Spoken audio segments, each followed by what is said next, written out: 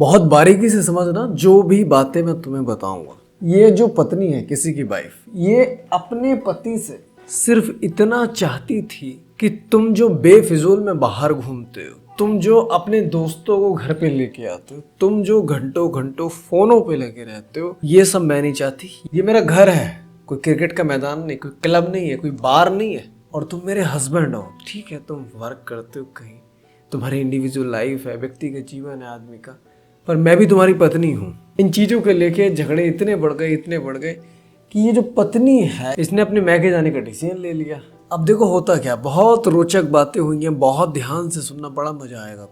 तो ये जो 4 आदमी हैं, 4 लड़के घर के, 4 लड़की घर के, ये पंचायत बैठती है। इधर से लड़के घर वाले जाते, उधर से लड़की घर पे पंचायत हो रही थी। अब लड़की के जो परिवार में जो 4 लोग बैठे थे, ये था उसका भाई जो शादीशुदा है, ये माँ, ये पिता, और ये थी लड़के की वाइफ, मतलब इसकी पत्नी।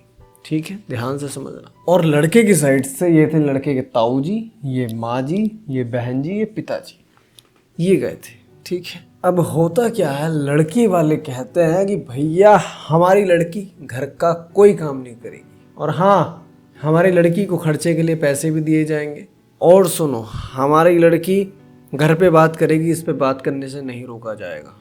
अब सोचो, यहाँ पे लड़की तो कुछ और चाहती थी, मुद्दा तो कुछ और था लड़ाई का, घर वालों को खाना पीना था ही नहीं। ये भाई साहब जो पति देव है, ये खुद रेलवे में है, इन्हें क्वार्टर मिला हुआ है, और पति पत्नी वहाँ आराम से रहते हैं, मतलब कोई झगड़े की वजह ही नहीं है कि खाना बनाना पड़ेगा वगैरह वगैरह। पर लड़की वालों ने फिर ऐसा क्यों कहा? समझ में आई कुछ बात या नहीं आई? जो पंचायत होती है ना, इसमें जो लोग बैठते हैं, पड़ोसी हो, रिश्तेदार हो तुम्हारे, ये वो दर्शक हैं जब क्रिकेट में छक्का लगने पे तालियां बजाई जाती है, बस इसके सिवा ये कुछ ही नहीं कर सकते। हालांकि अपने दिल से, बुद्धि से दर्शक ना हो, पर उन मामलों में ये कार्य सिर्फ दर्शक वाला करते हैं, सिर्फ ऑडियंस बैठी हुई है और कुछ नहीं कर सकते। इन्होंने ये बातें इसलिए कही कि इनकी सोच ही यहीं तक है, इनका मुद्दा ही यही होता है, इनको फिक्र ही इस बात की है कि हमारी बेटी को तकलीफें हो सकती हैं तो यही होंगी। इसलिए ये बता रहे हैं कि इनके दिमाग में ये बेटी को लेकर तकलीफें थी, मतलब ये जो बेटी है इनकी, इस भाई साहब की पत्नी, इन चारों के दिमाग में जो लड़की की तरफ से आए हैं, उन्हें अपनी लड़की को लेके लड़की परेशान देखी, तो उन्हें ये दिक्कतें हुई हैं कि हमारी लड़की को ये दिक्कत है।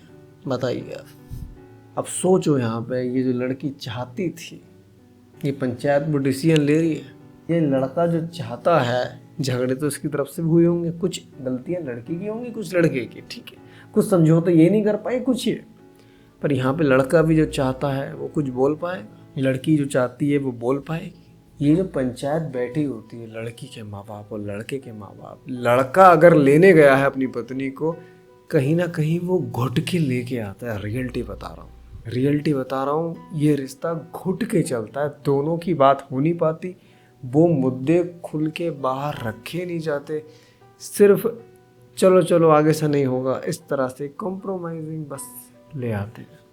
पर जहाँ बातें खुली नहीं, जहाँ उन मुद्दों पे तो बातें हुई नहीं, जो मुद्दे झगड़े के हैं वो दोबारा से होंगे।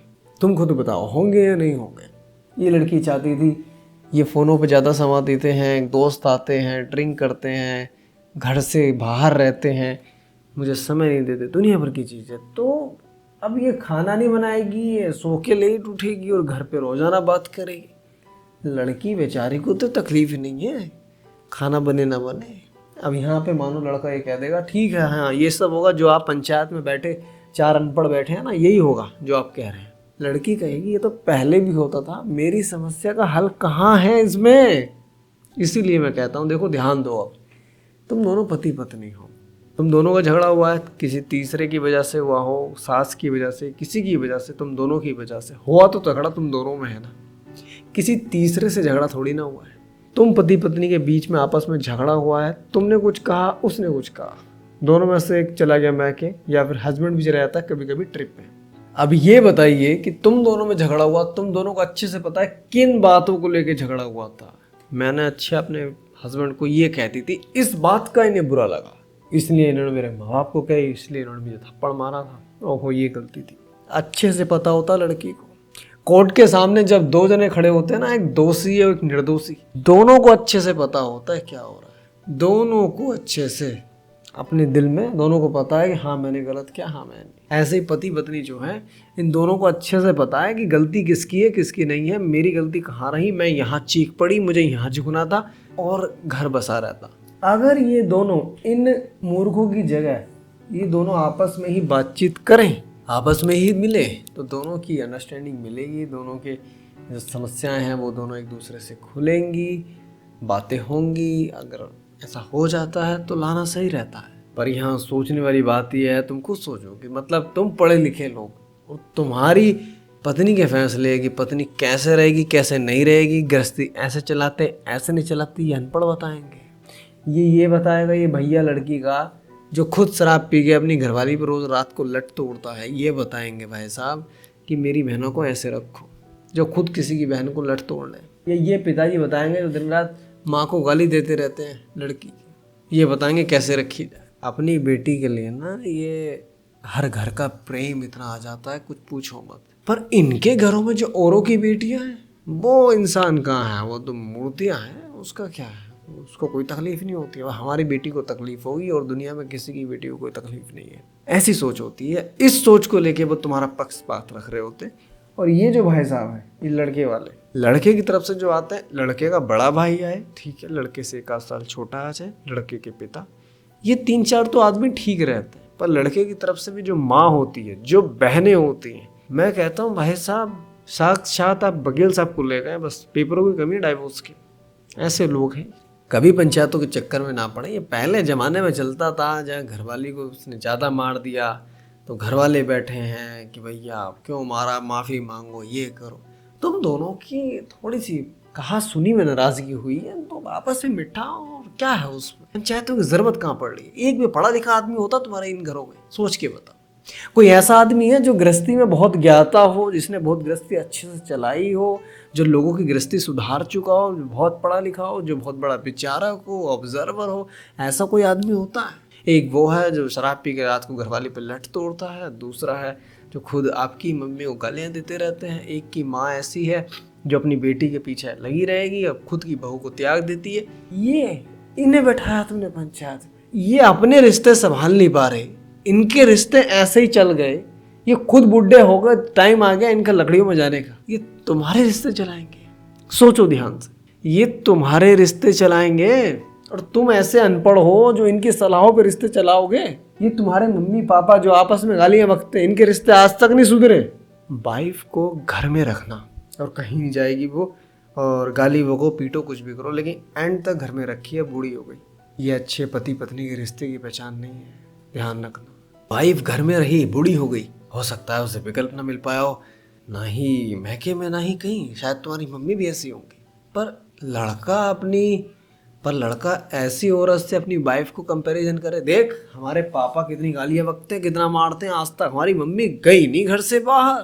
बेटा गई नहीं ये कारण नहीं है, क्यों नहीं गई, विकल्प नहीं थे, सीरियसली विकल्प नहीं थे। आज की वाइफ पे, आज की वुमेन्स बहुत विकल्प है, बहुत ज्यादा। ये मत सोचना अब तुम मेरे पिताजी ने जैसे मेरी मम्मी को ट्रीट कर दिया वैसे ही मैं अपनी वाइफ को कर सकता हूँ, नेवर, यू कांट, नेवर। आज के समय एक अच्छा पति वो है जो अपनी पत्नी को खुश रखता है, घर में रखता है या बाहर रखता है, आज़ादी पूरी दे रखी है, पर बुद्धि उसकी ऐसी मान रखी है कि उसका मन ही नहीं करता घर से निकलने को, तो इसे कह सकते हैं कि हाँ बेस्ट रिलेशन है। पर ऐसा नहीं है कि मतलब मार पीट के तुमने घर में रख रखा है। ये तो मैं कहूँगा कि मैके जाना इसका बहुत अच्छा है, क्योंकि कुछ लड़कियाँ ऐसे इतना पिट के, इतना गालियाँ खा के, इतना टॉर्चर हो के मैके भी नहीं जा पाते बेचारी, कुछ समय बाद पंखों में मिलती है। बहुत गलत है, इतना टॉर्चर नहीं करना चाहिए। ठीक है, तो तुम ध्यान रखो इस बात का, कोई बात नहीं। पंचायतें ना करी जाएं, कोई भी एक बहुत समझदार व्यक्ति, कोई भी आपके घर में एक अच्छा 2-3 साल बड़ा भैया हो सकता है, लड़की का जीजा ना हो, ध्यान रख लेना। लड़के का बड़ा भैया हो जाए, बड़ा हो, लेकिन ये लोग चल जाएंगे। पर कुछ रिश्ते हैं जो नहीं चाहते, या कुछ रिश्ते ऐसे जिनको फर्क नहीं पड़ेगा। पर कोई भी एक समझदार व्यक्ति होना चाहिए, समझदार, वो तुम दोनों का फैसला कराए तो चल जाएगा। पर पंचायत वो भी अनपढ़ों की से ना, कहाँ जंग मंग लड़ने जा रहे हो क्या? 4 तुम लेगा 4 ही लेगा, लड़का लड़की में लड़ाई हो गई तो 4 उसकी तरफ से आदमी 4 मेरी तरफ से। कहाँ की सोच रख रहे हो महाराज तुम, कहाँ की? ऐसे नहीं होता। बाकी मुझसे कोई व्यक्तिगत बात करना चाहते हो तो इस व्हाट्सएप पे मुझे मैसेज कर देना, मिलता हूँ तुम्हें नेक्स्ट किस्से के साथ। नमस्कार।